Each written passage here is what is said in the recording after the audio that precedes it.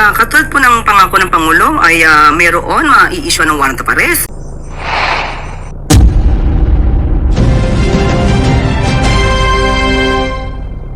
Ito na po ang inaabangan ng taong bayan, ang magpapasko sa kulungan. Nako, ay ito ho ang lumabas, mga kaibigan, kalalabas lang na mainit na balita. Alright, welcome back to my YouTube channel. I'm Andy's Vlog. Mga kaibigan, usapang magpapasko sa kulungan. Ayun nga, ilang araw na lang ay Pasko na ho. Sa mga nagtatanong ho at sa mga nag-aabang dito sa pinangako sa atin ng ating mahal na Pangulo, at siyempre ayon din sa ibinulgar ni Ombudsman Remulla na mayroong magpapasko sa kulungan, lalabas ang areswaran ng mga senador. I-like muna natin ang video na ito. Kung nagustuhan nyo po, please subscribe my YouTube channel.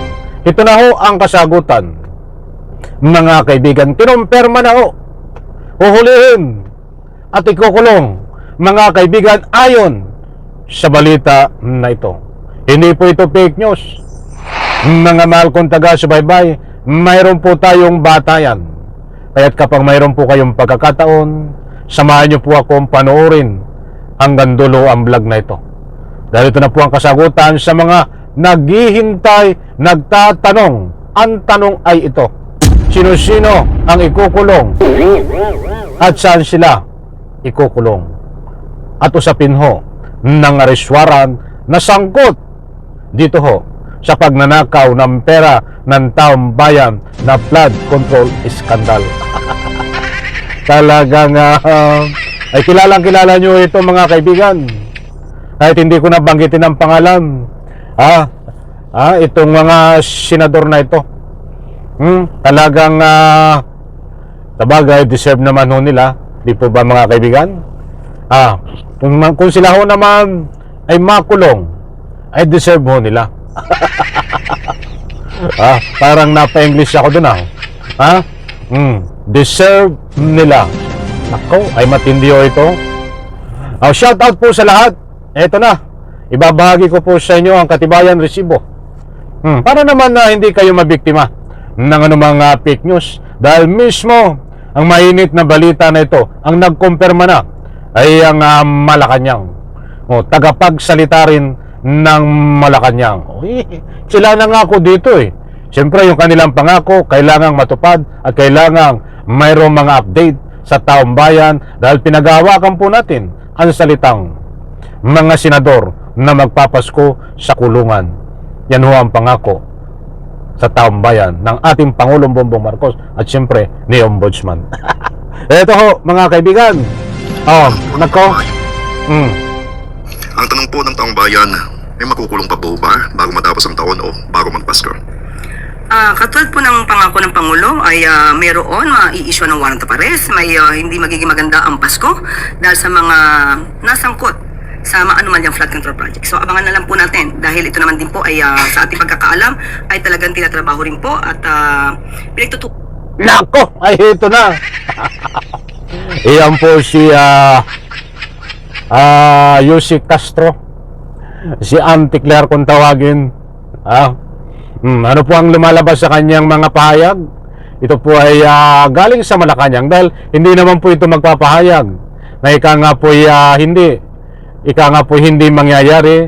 Bawat galaw nito siyempre ay related sa Malacanang na may kaugnayan dito ho na may katotohanan.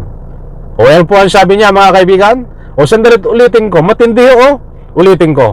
Ang tanong po ng taong bayan, may makukulong pa po ba bago matapos ang taon o bago magpasko?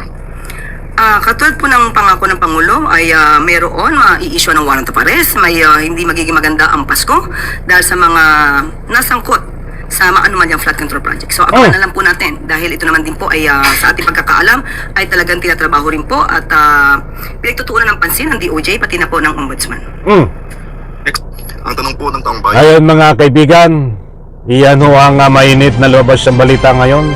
Dahil kalalabas lang ho niyang balita na yan. Ano ang sagot ho ng tagapagsalita ng Malacanang?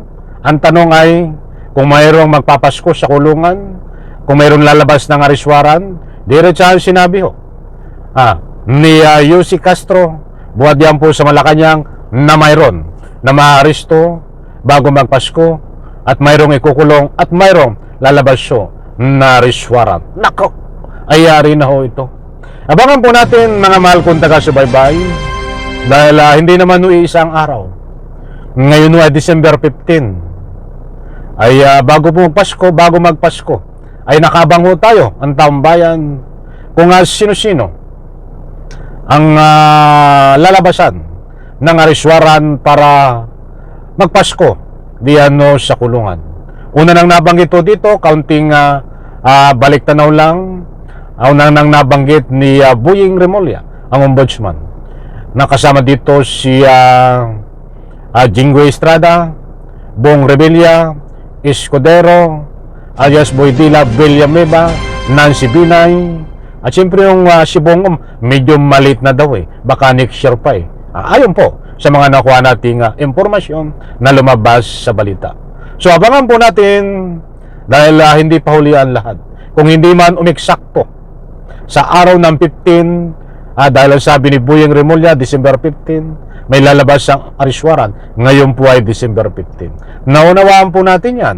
Baka nalit lang ho ng ilang oras, ilang araw, sana hindi naabutin ng ilang lingguan late. Sana'y araw lang. Kaya kabang-abang ho ito. Lunes, o bukas Martes, Merkules, Huwebes, Biyernes. Sino ho dito? Sa mga pangalan po nating nabanggit, ang iisyuhan ng ariswaran na sangkot ho sa pagnanakaw ng pera ng taong bayan.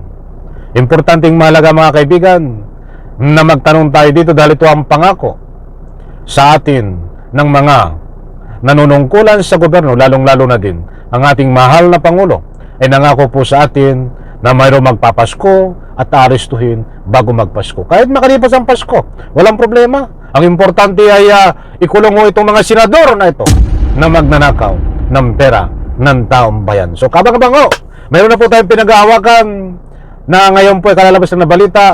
Ayon po sa tagapagsalita ng Malacanang ay kinumpirma muli, talagang mayroong lalabas na ariswaran para ikulong itong mga senador at ilang pansangkot sa flood control scandal. Isang like ko sa video na ito. Maraming salamat. Bye-bye. Palapakan.